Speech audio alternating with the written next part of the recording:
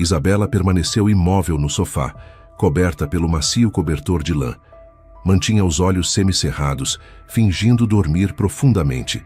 Seu coração começou a bater descompassado quando ouviu passos se aproximando da sala onde estava deitada.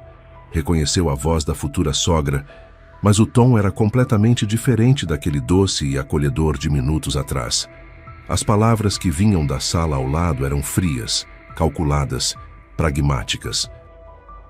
Cada sílaba que chegava aos seus ouvidos formava um nó gelado em sua garganta. As mãos começaram a tremer involuntariamente sob o cobertor. Precisou morder o lábio inferior para não deixar escapar um gemido de pânico. Aquelas pessoas que ela havia começado a chamar de família estavam revelando algo terrível. E ela não podia acreditar no que estava ouvindo. Olá!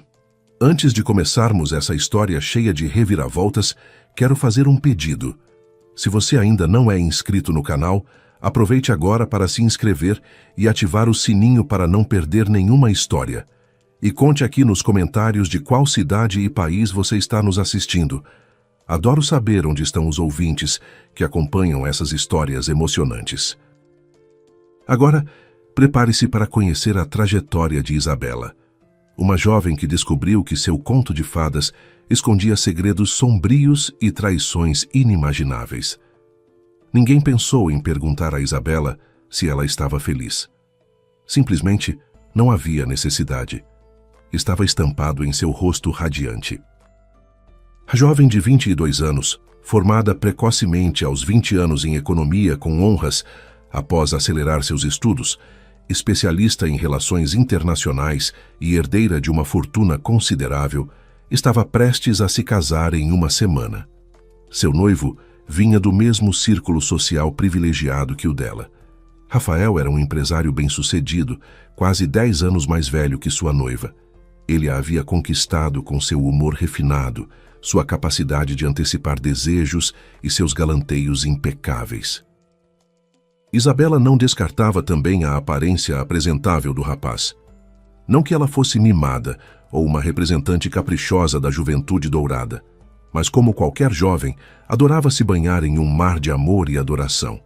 Seus pais, Helena e Roberto, donos de uma grande rede de hotéis de luxo, obviamente a amavam infinitamente.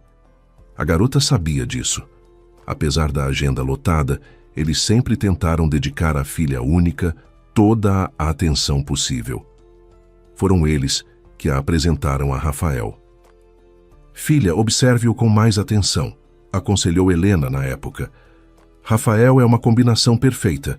A família dele tem um negócio sólido, vários restaurantes de alto padrão e hotéis em nossa cidade e nas regiões litorâneas. E ele é filho único, consequentemente o único herdeiro. Isabela arregalou os olhos. Mas ele tem 31 anos, mãe. Não acha que é velho demais para mim? Que bobagem, riu Helena. São apenas 9 anos de diferença. Um homem deve ser mais velho, mais experiente, ter segurança. Olha só para mim e seu pai. Roberto é 12 anos mais velho que eu e me sinto completamente protegida ao lado dele.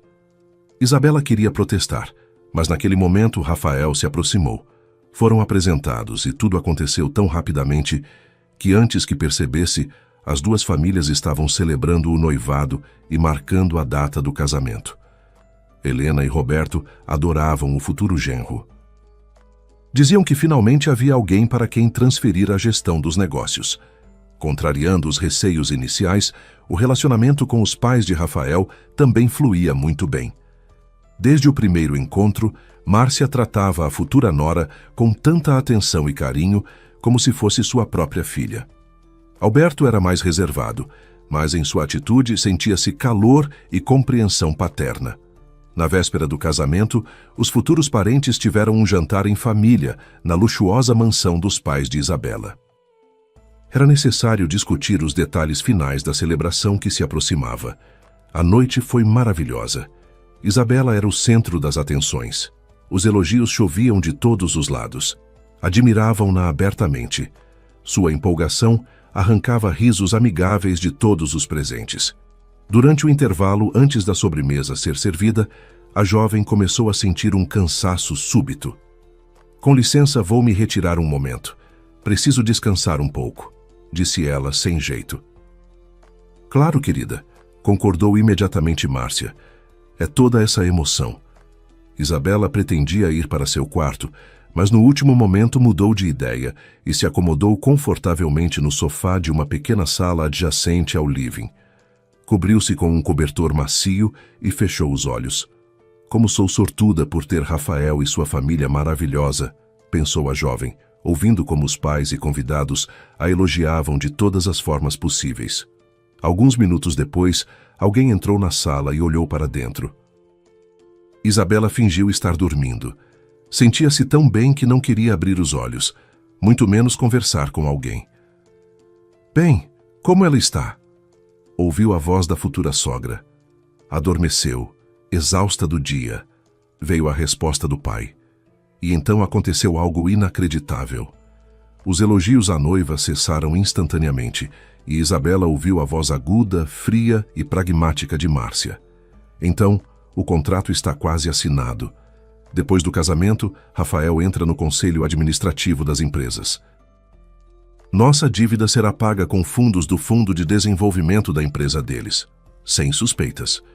A voz do futuro sogro soou inesperadamente subserviente. Sim, sim, Isabela não suspeitará de nada. Ela acredita tão ingenuamente na nossa farsa familiar. E assim que assumirmos o controle sobre a parte dela, foi tão inesperado que Isabela abriu os olhos involuntariamente e começou a escutar com mais atenção.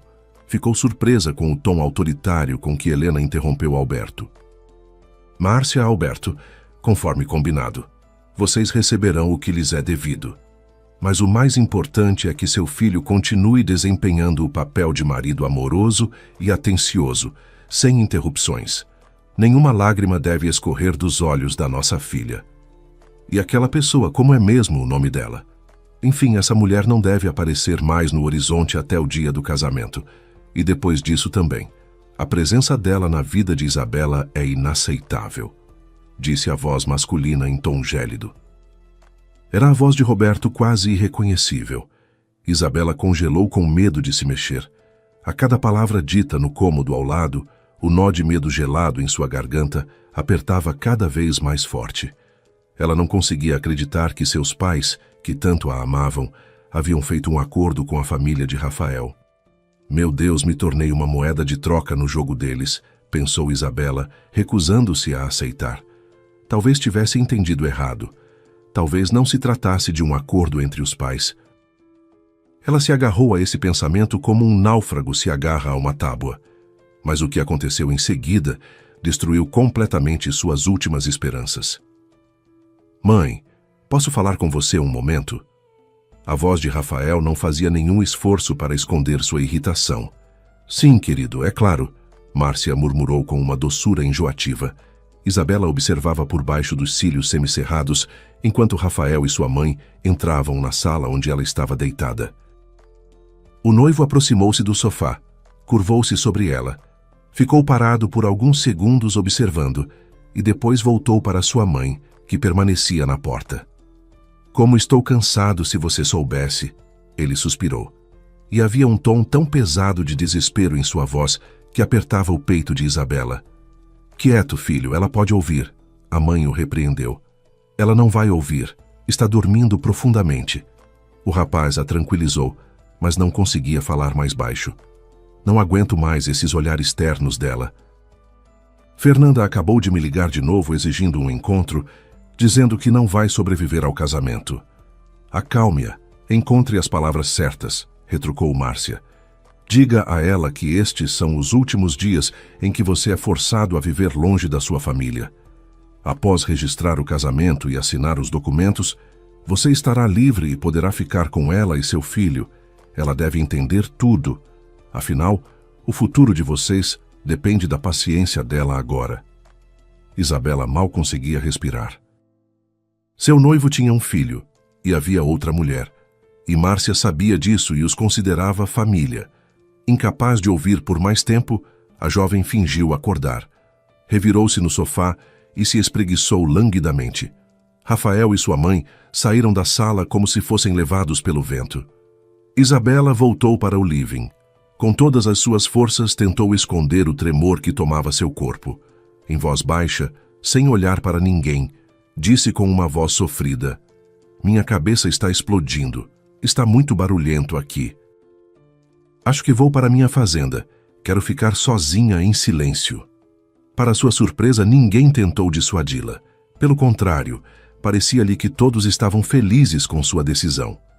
Rafael, que vinha desempenhando o papel de noivo atencioso, desta vez nem sequer se ofereceu para acompanhá-la, alegando que ela não deveria dirigir com enxaqueca. E essa indiferença disse mais do que qualquer palavra. Isabela correu para seu quarto. Antes que finalmente se desse conta do pensamento que lhe ocorrera, simplesmente fechou a porta e ficou parada com a testa apoiada nela. Esse hábito estava presente desde a infância. Quando era necessário pensar em algo complexo, enfrentar uma situação difícil ou tomar uma decisão importante, Isabela não ficava andando de um lado para o outro, mas simplesmente se aproximava da porta, encostava a testa nela e ficava paralisada até tomar a decisão certa. Não sabia quanto tempo ficou ali parada. Quando se virou, já havia um crepúsculo denso do lado de fora da janela. A jovem abriu o armário resolutamente e tirou uma mala de viagem leve, começando lentamente a arrumar suas coisas. Por cima, largou seu notebook e tablet. Pensou um pouco e abriu sua bolsa de alça comprida, verificando documentos, celular, cartões bancários, dinheiro, chaves do apartamento na cidade, da fazenda e do carro. Olhou ao redor do quarto novamente para ter certeza de que não havia esquecido nada. Colocou a bolsa no ombro, pegou a mala de viagem e saiu sorrateiramente para o quintal, sem ser notada por ninguém. Quando o motor roncou, Isabela olhou para as janelas do living, onde todos ainda estavam reunidos. "Vocês nunca verão esse casamento, nem os contratos, traidores." E pisou fundo no acelerador. Seu comentário foi dirigido àqueles que ela recentemente considerara sua família e que, em uma hora, haviam se transformado em estranhos e pessoas repulsivas. Isabela dirigia em alta velocidade pela rodovia noturna, sem saber exatamente para onde estava indo. Já havia perdido há muito tempo a saída que levava ao condomínio de chácaras onde ficava sua fazenda, um presente do pai pelo seu 20º aniversário. As lágrimas embaçavam sua visão, mas a jovem não diminuía a velocidade. Nem sequer notava. Seus pensamentos giravam em torno das conversas que havia escutado por acaso. Repassava-as repetidamente em sua memória, tentando entender quais dívidas os pais de Rafael iriam cobrir e por que estavam tão interessados no casamento. Perdida em pensamentos, não percebeu a curva fechada que se aproximava. Perdeu o controle. De alguma forma conseguiu virar o volante, e o carro, virando bruscamente para a direita, caiu em uma vala em alta velocidade e atingiu uma barreira de proteção com força. Isabela perdeu a consciência imediatamente. Acordou percebendo que alguém estava tentando retirá-la cuidadosamente do veículo amassado. O estranho tinha cerca de 30 anos.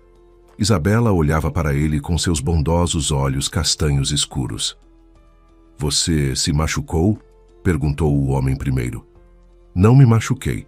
Eu estava usando o cinto de segurança e os airbags foram acionados a tempo." O nome do salvador era Lucas. Ele trabalhava como motorista de guincho e estava justamente voltando para casa quando o acidente aconteceu bem diante de seus olhos.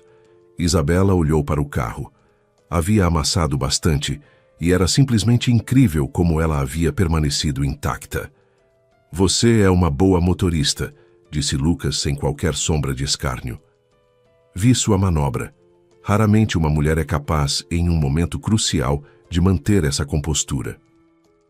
A maioria teria despencado naquela encosta, simplesmente cobrindo o rosto com as mãos ou, na melhor das hipóteses, agarrando-se ao volante." Isabela olhou para ele com desconfiança. O homem percebeu seu olhar e, tristemente, sorriu. "Acredite em mim, sei do que estou falando. Você nem imagina quantos carros eu tive que rebocar depois de vários acidentes." A jovem suspirou. "Pode me incluir entre eles, mas com um ligeiro ajuste para a individualidade da situação. Lucas sorriu. A garota lhe agradava. O carro caro estava bastante amassado, mas ela nem parecia preocupada com isso. Você não está nem um pouco preocupada com o carro? Ele finalmente decidiu perguntar. Ele custa muito caro. Isabela deu de ombros. Pode ser consertado. Seria muito pior se nesse estado estivesse eu. Lucas olhou para ela surpreso. Lembrou-se involuntariamente de seu pai, um experiente mestre em funilaria e pintura automotiva. Quando lhe traziam outro carro destruído, o pai, olhando como o dono lamentava, sempre repetia: qualquer carro, mesmo o mais caro, é só um pedaço de metal, pode ser restaurado. E ele o restaurava de tal forma que os motoristas azarados não podiam acreditar no que viam. Conferiam os números nas peças e então chamavam o pai de mago. O pai de Lucas tentou ensiná-lo sua arte, mas em algum momento desistiu dessa ideia. Quando o irmão mais novo, batendo habilmente com um martelo na lateral do Audi, que já vinha apresentando problemas há tempo, perguntou por que o irmão mais velho havia parado de trabalhar com ele, o pai explicou: veja bem, Lucas entende de carros como se entendesse de si mesmo. Mas com o metal, o relacionamento não deu certo. Ele não sente nada, está batendo sem que ninguém ouça. Com uma abordagem dessas, ele não se tornará um bom funileiro, e já existem muitos medíocres sem ele. E assim aconteceu que o filho mais novo seguiu os passos do pai, enquanto Lucas assumiu o volante do guincho e começou a fazer alguns reparos. Uma garota o tirou de seus pensamentos. Esqueci de me apresentar. Meu nome é Júlia, disse ela simplesmente com um leve sorriso. Obrigada pela ajuda. Isabela havia decidido naquele instante usar um nome falso para desaparecer temporariamente e não ser encontrada. A viagem tinha sido longa e a jovem não sabia para onde estava indo. Lucas, apesar de seus esforços em falar de forma descuidada, percebeu um tom amargo em sua voz. Então sugeriu rebocar o carro para sua garagem. Amanhã meu irmão vai inspecioná-lo e dar seu veredito. E eu convido você para passar a noite na minha casa. Tenho um quarto de hóspedes. Isabela concordou sem pensar duas vezes. Queria ter tempo para pensar no que havia acontecido com ela e no que fazer a seguir. Enquanto Lucas descarregava o carro destruído e o levava para a garagem, ela olhou ao redor. Imediatamente atrás das garagens havia uma área cercada, acima dos portões, da qual havia uma placa com a inscrição Patinhas Felizes. Quem são esses patinhas felizes que você tem como vizinhos? Perguntou curiosa. É um abrigo para animais sem lar. Foi minha irmã quem teve a ideia de criá-lo. Ela trabalhava como veterinária. Meu irmão e eu a apoiamos. Contribuímos para conseguir um terreno. Construímos recintos, instalações de tratamento e contratamos funcionários. E há muitos habitantes lá. No total, foi projetado para 300 animais. Mas funciona mais como um abrigo temporário.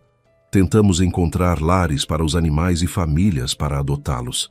E aqueles que ninguém quer. Claro, nós cuidamos deles. Minha irmã ficava de olho na saúde deles o tempo todo. Por que no passado? Isabela percebeu a mudança de tempo verbal. Lucas franziu a testa e disse baixinho: Marina faleceu. Não faz nem um ano, então agora meu irmão e eu respondemos por tudo sozinhos. Não conseguimos encontrar um médico veterinário por muito tempo, mas há alguns meses veio uma garota recém-formada. Naquele momento o portão se abriu. Um menino de cerca de 5 anos ficou parado por um instante e depois, hesitante, dirigiu-se para Lucas. Isabela ficou surpresa com o silêncio nada infantil dele. Conheça Pedro, meu sobrinho, filho de Marina. Júlia, disse a jovem, estendendo a mão para o menino. Ele hesitou e balançou a cabeça timidamente. Pedro não fala. Depois daquilo, ele ficou em silêncio. Depois do quê? Isabela perguntou suavemente. A mãe dele foi atropelada bem diante dos olhos dele.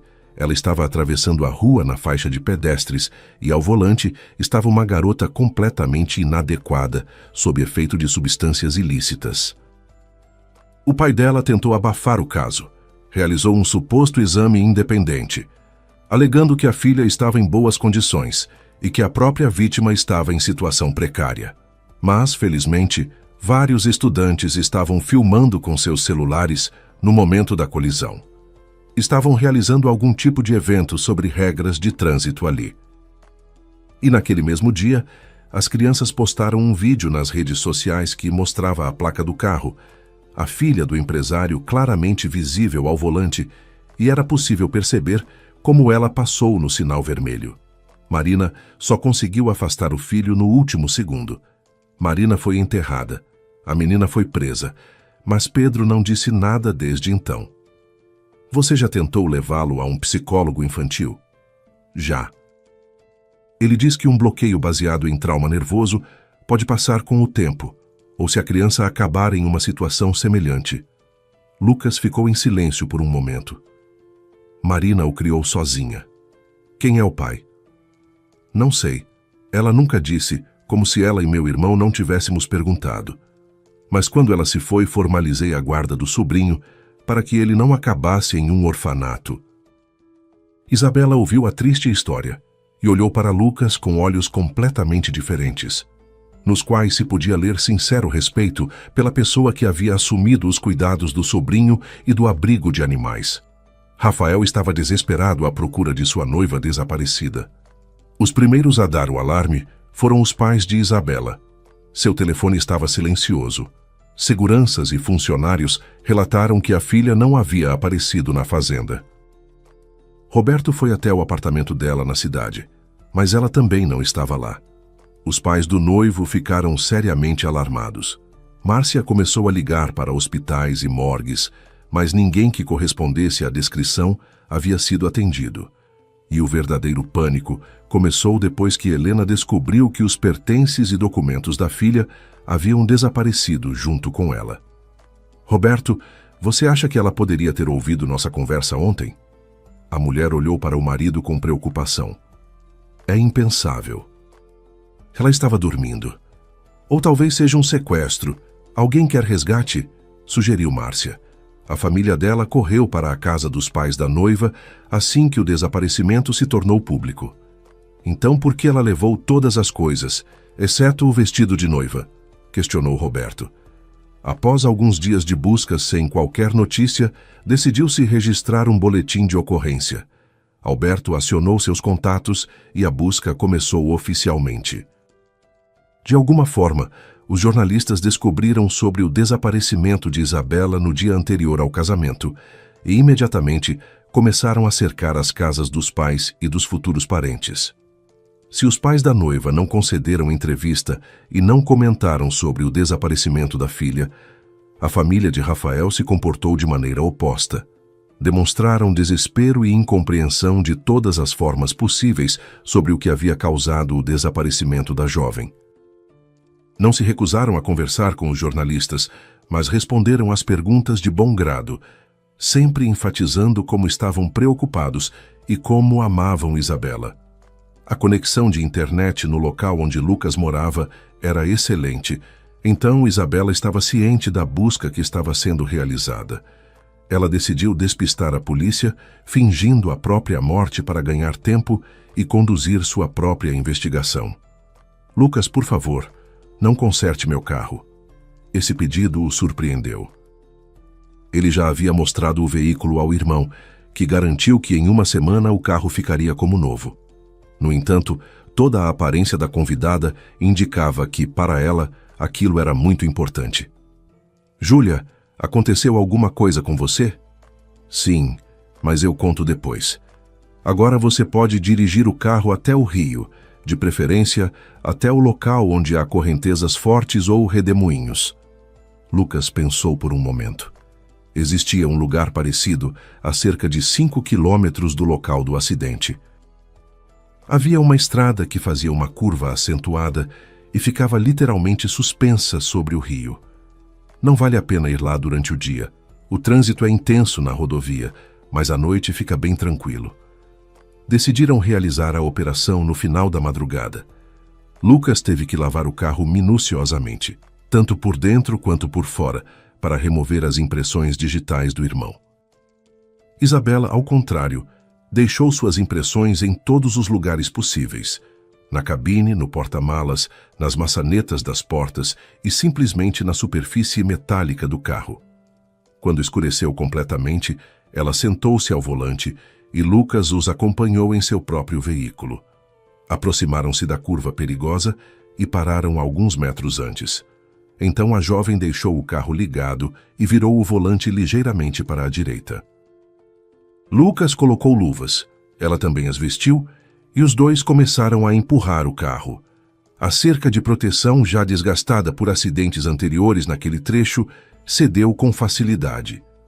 O veículo despencou, quebrando pequenos arbustos na descida. O impacto fez com que o porta-malas se abrisse e algumas coisas começaram a cair. No último momento, Isabela empurrou sua bolsa para fora apressadamente, para dar mais poder de persuasão à cena. E literalmente a 1 metro da água, o carro tombou para o lado esquerdo e ficou suspenso sobre o rio, preso em árvores perenes.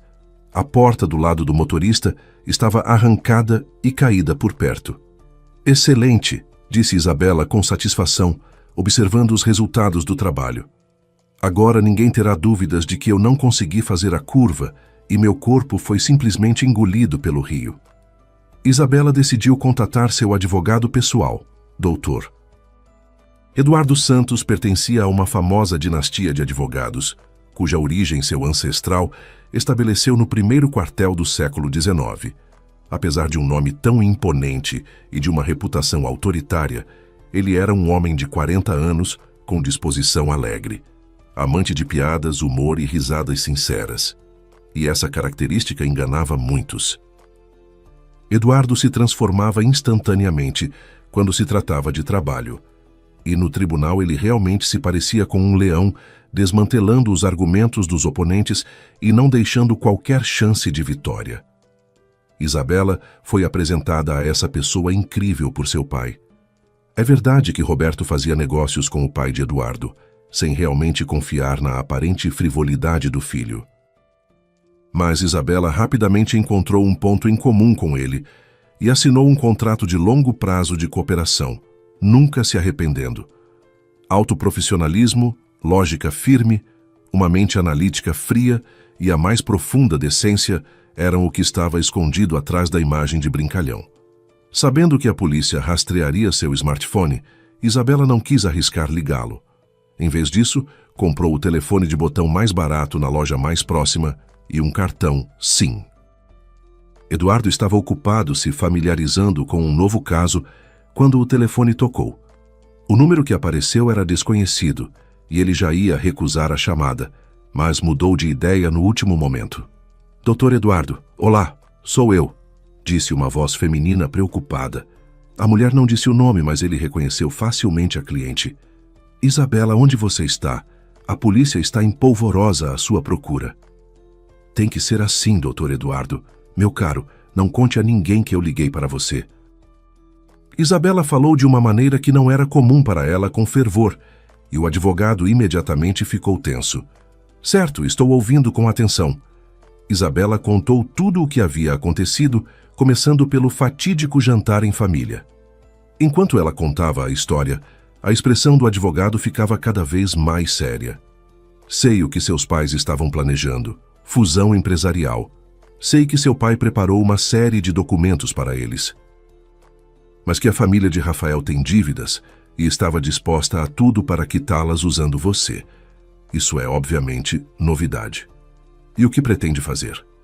Para começar, não contar a ninguém sobre mim, pelo menos por um tempo. E eu vou tentar descobrir cuidadosamente com meu pai o que realmente está acontecendo na família de Rafael e por que Roberto deu seu consentimento para esse casamento. Dr. Eduardo, tenho outro pedido. Por favor, encontre as informações de contato de Fernanda. Nem sei como chamá-la, amante ou companheira. Você ao menos sabe alguma coisa sobre ela? Não, só o nome. Certo. Ligo assim que tiver notícias. Alguns dias depois, ele ligou para ela e ditou o número de telefone e o endereço residencial de Fernanda. Por favor, tenha cuidado. A cidade inteira está procurando por você, inclusive a polícia, avisou ele por fim e desligou sem esperar por uma resposta. No dia seguinte, Isabela já estava na cidade. Ela queria pedir o carro de Lucas, mas mudou de ideia porque, na primeira verificação de documentos do motorista, poderia ser identificada. Simplesmente teve que pedir ajuda. Lucas não entrou em detalhes, mas avisou seu sócio que não estaria presente naquele dia e levou-a pessoalmente para dentro da cidade. Uma mulher bonita, mais ou menos da mesma idade que Rafael, abriu a porta. "Olá, você é Fernanda? Sem rodeios, sou a noiva de Rafael. Precisamos conversar." Fernanda não pareceu nem um pouco surpresa com as palavras dela, mas silenciosamente deu um passo para o lado, deixando a jovem entrar no apartamento. "Você sabe que 2 famílias estão se matando de tanto trabalhar procurando por você?" A pergunta soou com um leve tom de reprovação. "Sim, especialmente meu noivo. Todo dia tem uma entrevista nova. Aprendi tantas coisas interessantes sobre mim mesma." Fernanda não conseguiu esconder sua surpresa diante do sarcasmo com que a visitante falou do noivo, e então mudou delicadamente de assunto. "Isabela, esta será uma conversa séria ou você só quer expressar o que está pensando sobre mim?" "Sério? Então vá para a cozinha. Conversas sérias nunca são curtas e conversas longas são melhor aproveitadas com uma xícara de chá." Elas conversaram por várias horas. Fernanda acabou sendo uma simples professora de escola primária. "Rafael e eu nos conhecemos há 5 anos, muito antes do seu noivado", disse a anfitriã em voz baixa e suave.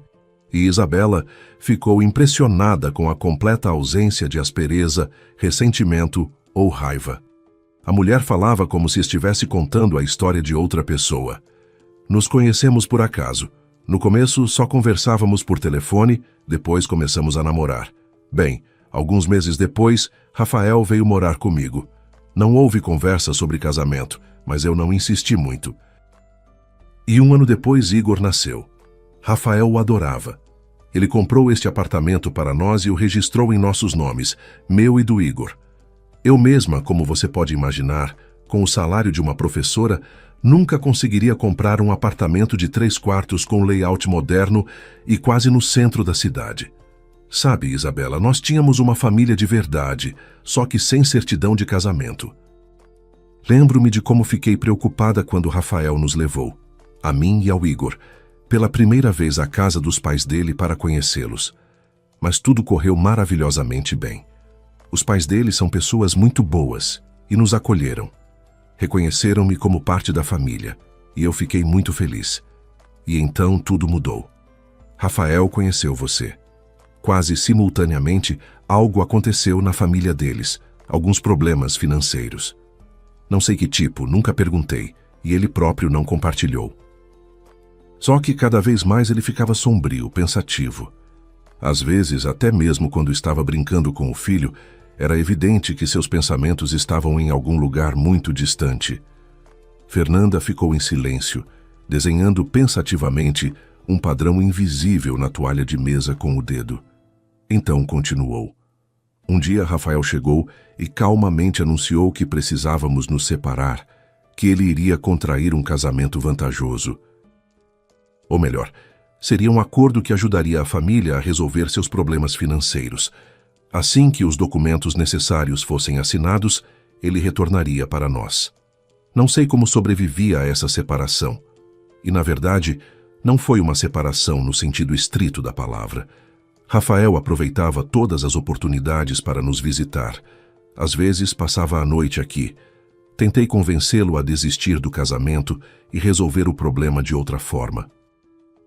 Eu até quis falar com os pais dele, mas ele não permitiu. No começo, ele transferia grandes quantias de dinheiro para o meu cartão, como se fosse um pagamento pela minha paciência e silêncio. Certo dia, quando me mostrei particularmente teimosa e persistente, ele ameaçou me afastar de Igor se eu tentasse impedir o casamento. Recuei. Não queria perder meu filho. Essa é toda a história. Sinto muito que você tenha se deparado com isso. Tendo já cruzado a soleira, Isabela se virou. Não gostaria que Rafael ou qualquer um dos meus parentes soubesse do nosso encontro. Fernanda sorriu suavemente. Não se preocupe com isso. Enquanto aguardava notícias de Eduardo, Isabela mergulhou de cabeça em uma nova vida. Ela ajudava com alegria a cuidar dos animais no abrigo. Os pais e o noivo ficariam bastante surpresos ao vê-la limpando os recintos, penteando gatos e cachorros, ou ouvindo como ela disciplinava algum bichinho fofo travesso. Era tão diferente de tudo que ela tinha feito antes que, a princípio, a própria jovem não acreditava no que estava acontecendo, mas logo pegou gosto por aquilo. O abrigo era administrado por pessoas maravilhosas, gentis, inteligentes e de espírito forte. Fora isso, era impossível, e Isabela logo se convenceu disso. O abrigo era mantido por voluntários e filantropos. Sem eles, teria deixado de existir há muito tempo. Ela conheceu um desses mecenas literalmente alguns dias depois de sua chegada. Era um fazendeiro local, seu Antônio, a quem todos chamavam respeitosamente por esse apelido. Ele, um homem que ainda não havia completado 40 anos, semanalmente trazia ração seca para o abrigo e diariamente abastecia com leite fresco de sua fazenda. "Você tem muitos ajudantes assim?" ela perguntou certa vez a Lucas. 6 pessoas. Algumas ajudam com comida, outras com remédios ou equipamentos para a clínica e o laboratório veterinário. Mas tem gente que simplesmente transfere dinheiro para o abrigo. Todos na região sabem de nós. Veem como tratamos os animais e quantos perdidos ao longo dos anos encontraram um lar. E por isso, nos apoiam de bom grado. Isabela apegou-se ao abrigo de verdade. Assim que sua saga de casamento terminasse, ela também daria sua contribuição financeira. Curiosamente, o cuidado com os animais foi o que a aproximou de Pedro. No início, o menino a evitava. Estava relutante em fazer contato, mas gradualmente a desconfiança desapareceu. O pequeno descongelou e começou a segui-la como um rabinho. Isabela aprendeu a entendê-lo sem palavras, e isso os aproximou ainda mais. Em certo momento, ela até teve que defender o abrigo de arruaceiros locais. Embriagados pelos vapores da cerveja, eles começaram a bater no portão, claramente com a intenção de arrancá-lo das dobradiças. A jovem, sem pensar, pegou o forcado que estava perto do celeiro e saiu correndo com ele sobre os vândalos, ajudando o operário e o zelador que estavam tentando conter a juventude enfurecida. A aparição de Isabela com um forcado em punho teve efeito imediato. Os adolescentes, de alguma forma, se acalmaram instantaneamente.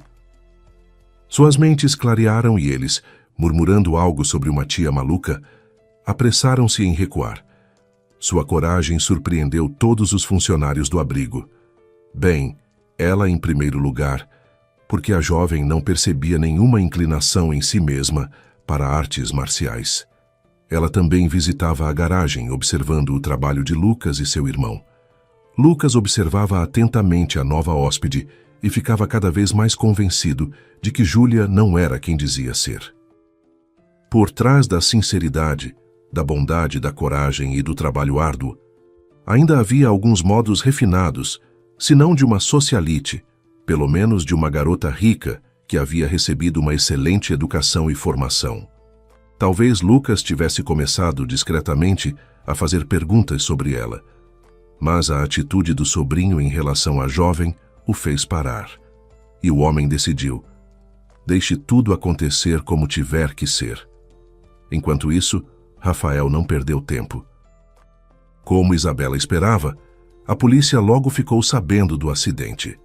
Não foi difícil determinar que o carro pertencia à noiva desaparecida. A própria vítima, no entanto, não foi encontrada em lugar nenhum. Mas isso não foi nenhuma surpresa para os investigadores, levando em consideração a localização e, principalmente, a posição em que o veículo foi encontrado. Os especialistas foram unânimes. Se a proprietária sobreviveu por algum milagre à queda, o rio não lhe deu nenhuma chance. Como resultado, os pais, devastados pela dor, viram fotografias do local do incidente e os pertences que restaram da filha. "E onde está a própria Isabela?" perguntou Helena em voz trêmula. Sua filha não estava usando cinto de segurança. Especialistas acreditam que ela caiu do carro e seu corpo foi levado pela correnteza. explicou o investigador. Há um forte redemoinho ali. Um simples pedaço de madeira é puxado em segundos. Notificamos todos os serviços e departamentos de polícia locais. Enviamos descrições, mas você entende que muito tempo na água pode mudar um corpo de forma irreconhecível.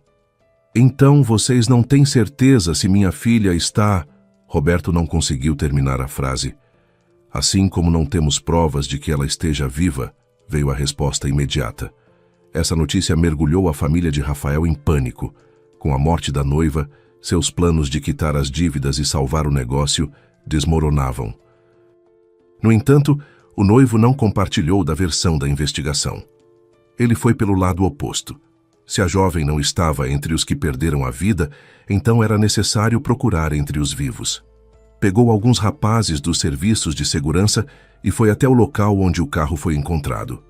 Como não encontrou nada interessante, Rafael decidiu dar uma volta de carro pelos povoados e fazendas mais próximos. De repente, alguém poderia ter visto ou ouvido algo sobre a vítima, sobre a jovem. E lá estava ele, meticulosamente, povoado após povoado, fazenda após fazenda, fazendo as mesmas perguntas, mostrando a foto de Isabela. Mas em todos os lugares ouvia a mesma resposta. Não vimos, não sabemos, não nos deparamos com isso. Ao final da segunda semana, os rapazes já começavam a reclamar. Rafael, já chega, não é? Estamos perdendo tempo. Ele mesmo sabia disso. Então, para não discutir, levantou-se e simplesmente perguntou: temos mais uma fazenda nesta área. Vamos dar uma olhada e depois vamos para casa. Os funcionários apenas responderam com gestos e acenaram com a cabeça. Rafael já estava indo em direção ao carro quando um SUV parou repentinamente ao lado dele. Que tipo de visitas inesperadas eu tenho? Seu Antônio os cumprimentou. Rafael explicou o motivo da visita e mostrou a fotografia. O fazendeiro olhou para a tela do celular e fitou Rafael atentamente. Noiva, você disse? Sim, noiva, ele assentiu. Já vi uma jovem assim, só que o nome dela é diferente. Júlia. Uma garota linda, e não dá para perceber que ela sofreu um acidente. Deve ter nascido em berço de ouro. Onde você a viu? Lá em cima, no rio, a cerca de 30 quilômetros daqui, no abrigo Patinhas Felizes. O que é aquilo? Rafael ficou genuinamente surpreso. Abrigo de animais. Se não encontrá-la lá, provavelmente está nas garagens dos irmãos que são donos do abrigo. O fazendeiro foi embora, e Rafael se amaldiçoou mentalmente. Que tolo!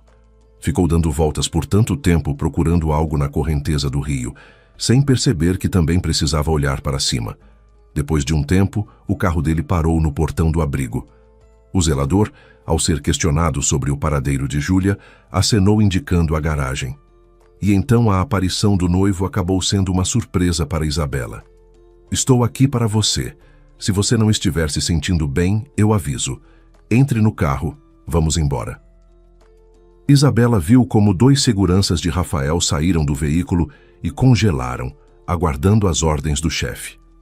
Eu não vou a lugar nenhum com você. Não seja tola. Rafael a agarrou pelo cotovelo e a puxou em direção ao carro. Ei, cara, relaxa. Ela ouviu a voz de Lucas atrás dela e suspirou aliviada. Onde te ensinaram a tratar moças assim? Cuide da sua própria vida. São negócios meus, respondeu Rafael secamente. Ela vem comigo. Lucas aproximou-se lentamente e interceptou o pulso de Rafael, apertando com tanta força que ele involuntariamente abriu os dedos. Ela só partirá sob uma condição, que ela queira. Lucas falava com certa preguiça, protegendo a jovem da vista. Rafael puxou a mão de volta, soltou um palavrão obsceno e caminhou em direção ao carro. Isabela ficou aliviada por tudo ter acabado, mas naquele momento, os seguranças, recebendo um gesto do chefe, caminharam pesadamente em direção a eles. O próprio noivo preferiu observar tudo do carro, apenas dando uma risadinha. Lucas era um ex-soldado das forças especiais, acostumado a reagir em situações de risco real, enquanto os seguranças de Rafael eram homens grandes, mas sem treinamento tático, claramente despreparados para um confronto de verdade. Nem dava para chamar de briga. O primeiro que tentou se aproximar de Isabela teve o ombro deslocado por Lucas, que o colocou cuidadosamente no chão. O segundo acabou sendo mais rápido. Ele conseguiu correr até Isabela e a atingiu com toda a sua força no peito. Ela caiu, e naquele momento ouviu-se o grito de Pedro. "Mamãe! Mamãe!" O menino, atraído pelo barulho, olhou para fora da garagem e, ao ver Isabela caindo com o impacto, acabou sendo um incômodo que lhe devolveu a fala. O segurança se distraiu com o grito da criança e, ao mesmo tempo, Lucas o derrubou com um golpe poderoso. A polícia chegou rapidamente. Um dos funcionários havia relatado o ataque. Rafael explicou a situação como era, dizendo que sua noiva havia fugido e que ele viera buscá-la. "Você confirma as palavras desse homem?" perguntou o policial a Isabela. Ela ergueu uma sobrancelha surpresa. "Noivo? Estou o vendo pela primeira vez. Ele chegou com 2 grandalhões, me atacou e tentou me sequestrar. Graças a Lucas por ter lutado contra esses criminosos." As palavras dela foram confirmadas quase que palavra por Lucas e pelos funcionários da oficina. "Você vai registrar uma queixa?" O policial observou as formalidades até o fim. Isabela e Lucas recusaram, pedindo para serem poupados de qualquer comunicação futura com aqueles homens. A polícia levou os agressores para a delegacia até que todas as circunstâncias fossem esclarecidas. Rafael não teve escolha, a não ser segui-los. Era necessário livrar os seguranças de problemas. Não havia mais motivo para esconder a verdade. Isabela confessou tudo a Lucas e ao irmão dele sobre o que havia acontecido. "Bem, essa é a história", concluiu a jovem sua narrativa. "Me perdoem por não ter confessado imediatamente." Os irmãos apenas sorriram em resposta. "Entendemos, a situação é incomum. Então, quais são os nossos planos agora?" As palavras de Lucas envolveram Isabela como uma onda quente. Os rapazes não a deixaram enfrentar seus problemas sozinha. Não adianta se esconder. "Amanhã vamos nos encontrar com todos os interessados no casamento. Então teremos que voltar para o seu apartamento na cidade." "Já voltaremos", corrigiu o irmão de Lucas, e Isabela sorriu agradecida. E ao anoitecer, já estavam na cidade. Os irmãos queriam ficar em um hotel, mas Isabela protestou. O apartamento era grande, então havia espaço suficiente para todos, e de manhã foram ver o advogado. Dr. Eduardo conseguiu persuadir seu pai e revelar-lhe o segredo da dívida da família de Rafael. É tudo banal. Seu futuro sogro se deu mal em um golpe na bolsa de valores. O advogado começou a contar sua história, confirmando suas palavras com documentos. Ele conseguiu esvaziar não só as contas pessoais, como também colocar as mãos nos recursos da empresa, sem obter o consentimento do conselho de administração. Adicione a isso a dívida de impostos, e o quadro fica cristalino. Para evitar exposição, falência e merecendo punição, ele e sua esposa bolaram um plano com o casamento. De acordo com os termos do acordo, após o casamento, seu pai colocaria Rafael no negócio da família e, em troca, pagaria as dívidas do genro. Ou seja, meus pais simplesmente me usaram para seus próprios interesses, sabendo muito bem que Rafael é indiferente a mim. Isabela corou até a raiz dos cabelos. Dr. Eduardo assentiu, concordando. Mas continua sendo um mistério para mim, porque seus pais concordaram com esse acordo. Na minha opinião, se você realmente quisesse expandir o negócio, poderia simplesmente tê-lo comprado integralmente, ou em grande parte para quitar a dívida. Mas não. Eles deram consentimento específico para o casamento. Parece que seu pai precisava eliminar os casamenteiros do ramo. E Rafael era necessário como um fantoche conveniente. Infelizmente, ainda não tive tempo de descobrir todos os detalhes. Realizou-se uma pequena reunião, na qual foi desenvolvido um plano de ação. Por recomendação do advogado, Isabela, que era coproprietária da empresa familiar, mas cujo papel até então tinha sido mais como acionista do que gestora ativa, com a ajuda de seus professores universitários, encomendou uma auditoria independente realizada pelos melhores especialistas. Isabela, o que você está fazendo? Roberto ficou furioso e indignado ao saber das ações de sua filha. Nada ilegal. Só estou tentando entender por que você e minha mãe ficaram tão felizes em decidir me vender para Rafael e sua família. O tom tranquilo da filha alarmou seriamente os pais, e logo receberam os resultados da auditoria financeira que revelaram irregularidades na retirada dos fundos da empresa. Os documentos foram arquivados pelo advogado em uma pasta que ele assinou com seu humor característico. O caso do casamento fracassado. Fernanda também contribuiu para a investigação. Ela compreendeu perfeitamente que, se Rafael quisesse levar o filho embora, seria impossível resistir. Eles tinham recursos muito diferentes. Portanto, assim que seu companheiro a ameaçou pela primeira vez com isso, Fernanda começou a gravar todas as conversas com ele em um gravador. Aqui estavam as gravações onde o noivo de Isabela falou abertamente sobre seus planos relacionados ao casamento e subsequente divórcio. A companheira entregou tudo a ela.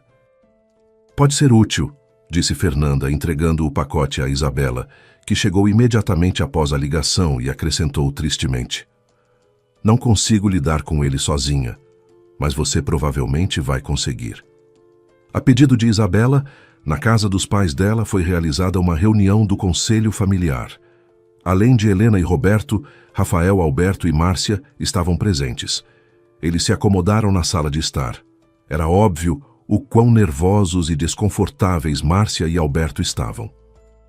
Todos estavam esperando por Isabela, que apesar de sua pontualidade inata, desta vez por algum motivo estava atrasada. Finalmente, ouviu-se o som de carros parando do lado de fora. Pouco depois, a filha entrou na sala. Para surpresa de todos, ela não estava sozinha. Estava acompanhada por Dr. Eduardo, Fernanda e outros 2 jovens. Eles eram estranhos para os pais de Isabela, mas ao vê-los, o rosto de Rafael empalideceu.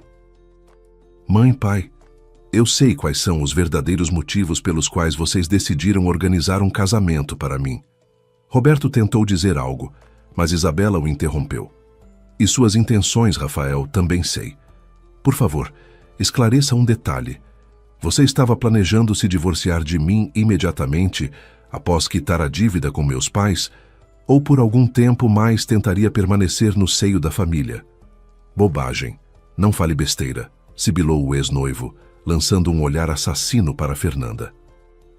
Você foi tolo ao decidir assustar a mãe do seu filho, ameaçando tirá-lo dela. E depois disso, quando se gabou de seus grandiosos planos. E com essas palavras, Isabela jogou sobre a mesa as impressões das gravações de voz. Leiam com calma. Minha querida Isabela, você entendeu tudo errado. Márcia começou nervosamente. Vamos explicar tudo agora. Certo, Helena? Ela se virou para a mãe de Isabela e lançou-lhe um olhar significativo. Chega, já deu, interrompeu Helena bruscamente. É hora de encerrar esse teatro antes que essa família nos meta em mais encrenca. E quase fizemos algo terrível. Helena, Roberto chamou sua esposa, mas ela apenas o olhou com severidade. Helena, pense bem, tentou argumentar Márcia. E todos viram o rosto de Márcia empalidecer. Fique quieta, Márcia. Já faz muito tempo que eu te ouço. É hora de Isabela saber a verdade. Isabela, isso dói e é difícil para mim falar. Mas Roberto e eu não somos seus pais biológicos. Um silêncio sepulcral tomou conta da sala de estar. Após organizar seus pensamentos, Helena começou a contar. Seus pais verdadeiros perderam a vida quando você ainda não tinha 1 ano de idade. Ana e Fernando eram pessoas maravilhosas, inteligentes, energéticas. Eles fundaram a empresa hoteleira que se desenvolveu, expandiu e se tornou invejada pelos concorrentes. Meu marido e eu trabalhávamos para eles. Eu era babá, Roberto era gerente. A casa era grande, então morávamos lá para cuidar de tudo. Uma noite acordamos com um cheiro forte de fumaça. Ouviam-se gritos: fogo, fogo! Meu marido conseguiu gritar para eu tirar a criança, e ele foi até os patrões. Você, Isabela, felizmente, dormiu em nosso quarto naquela noite. Estava caprichosa e não conseguia dormir, como se pressentisse problemas. Com a permissão de Ana, eu a trouxe para nosso quarto. Consegui vesti-la e peguei algumas coisas, correndo para o quintal. A casa tinha 2 andares, e todo o segundo andar estava em chamas. O quarto dos seus pais ficava ali. Havia gente circulando, bombeiros estendendo as mangueiras, e eu vi Roberto subindo as escadas correndo, indo direto para o fogo, com jatos de espuma sendo lançados atrás dele. Helena contou a história sem tentar esconder as lágrimas. Silenciosas, ardentes, elas rolavam pelo rosto da mulher, que mais uma vez revivia aquela noite difícil.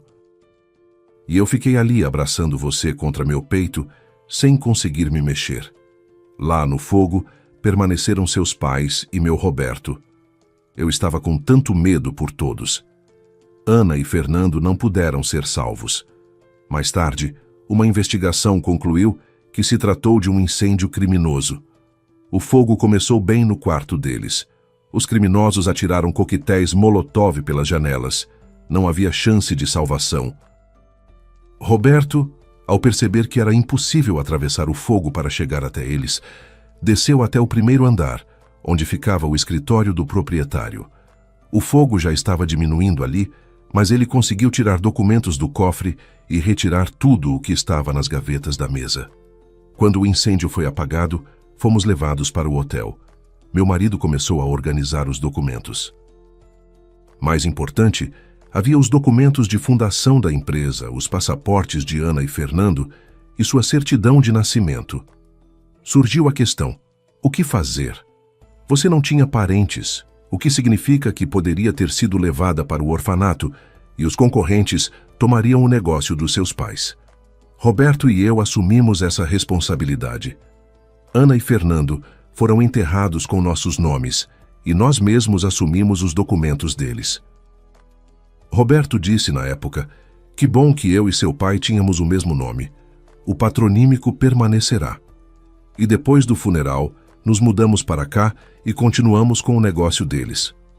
Como essa história chegou ao conhecimento da família de Rafael, não sei. Mas quando eles tiveram problemas financeiros, foi Márcia quem nos procurou planejando o casamento e um acordo. Inicialmente éramos contra, mas ela começou a nos chantagear. Ameaçou contar tudo à polícia. E aí teríamos que responder pela situação dos seus pais. E disse que tentaria fazer aparecerem testemunhas e provas. Então, Roberto teve uma ideia peculiar. Por vingança, obrigaria a assinar documentos imediatamente após o casamento para a fusão de empresas. Ele ia eliminar os departamentos dos casamenteiros e Rafael como punição por sua maldade. Perdoe-nos, Isabela, se puder. Perdoe-nos por não termos conseguido salvar seus pais e por termos escondido a verdade por tantos anos. Helena desabou exausta no sofá ao lado do marido. Isabela ficou ali parada por alguns segundos, tentando compreender o que tinha ouvido. Então, lentamente, aproximou-se da mulher que chorava e ajoelhou-se diante dela. Minha amada mãe, minha única, vocês ainda são e sempre serão meus pais. Meus pais biológicos me deram vida, mas vocês me salvaram, criaram, educaram. E não importa o que essa mulher vil tenha feito, ninguém tem o direito de julgar vocês. Simplesmente não há motivo para isso. Dr. Eduardo, deixando Isabela acalmar seus pais, levantou-se da cadeira. Bem, já que hoje é a noite de revelar segredos de família, deixe-me adicionar mais um. Alberto, isto diz respeito diretamente a você. Todos olharam para o pai de Rafael, que estremeceu involuntariamente. Bem, na verdade, eu não tenho nenhum segredo. É verdade? Mas eu tenho algo muito interessante. Deixe-me refrescar sua memória. O advogado, educadamente, fez uma reverência. Falou como se estivesse em um julgamento. Há alguns anos, Alberto iniciou um romance relâmpago, cujo resultado foi o nascimento de um lindo bebê. O pai amava a criança, a mãe a carregava nos braços. Mas não se falava em casamento, pois ele próprio já era casado há muito tempo, tinha um filho adulto e o divórcio não estava nos seus planos. Aparentemente, a mulher estava bastante feliz com esse relacionamento. Ela morava nos arredores da cidade, fazia o que amava e se encontrava com o pai da criança nos fins de semana. Ela perdeu a vida em uma dessas viagens. Foi atropelada por um carro na frente do filho e do pai.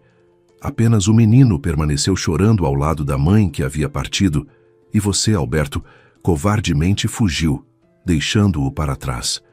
Se naquele momento seu pai, a quem ele amava muito, estivesse ao seu lado, talvez tudo tivesse terminado de forma diferente.